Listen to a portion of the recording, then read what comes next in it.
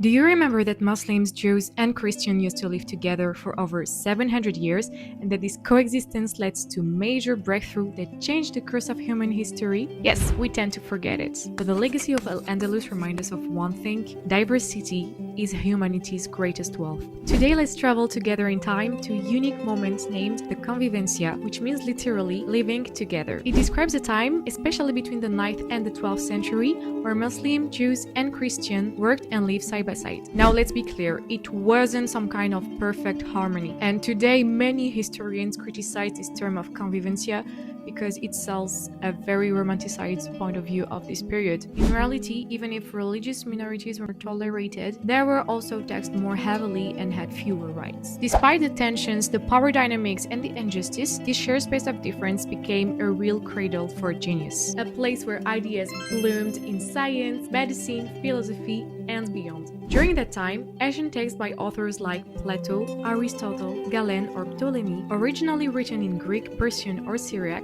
were translated into Arabic, then into Latin and Castilian. In Toledo, at the famous House of Wisdom, Muslim, Jewish, and Christian scholars worked together to preserve and transmit this very precious knowledge. And they didn't just translate, they also debated. They questioned the relationship between faith and reason, sparking some of the earliest interfaith philosophical dialogues. It's thanks to these exchanges that Europe rediscovered Greek philosophy, long forgotten, and it paved the way to Renaissance and also to the modern rationalist thought. In medicine, preventive care and surgery were developed and systematized. Even mental health began to be treated, which was incredibly rare at that time. In math, the word saw revolutionary progress. The concept of zero, algebra, and trigonometry were introduced. The Toledo tables became Europe's main astronomical reference, used all the way up to Copernicus. Navigation, agriculture, medicine, even the Christian calendar, all optimized thanks to this shared cosmopolitan knowledge. In architecture, a completely new style emerged. It was neither Muslim, nor Jewish, nor Christian, but a unique Andalusian aesthetic. In literature, this blending gave birth to El Hamiado, a Hebrew language, but also to shared oral traditions and the popular wisdom. So, what can we learn from Al-Andalus? Al-Andalus teaches us that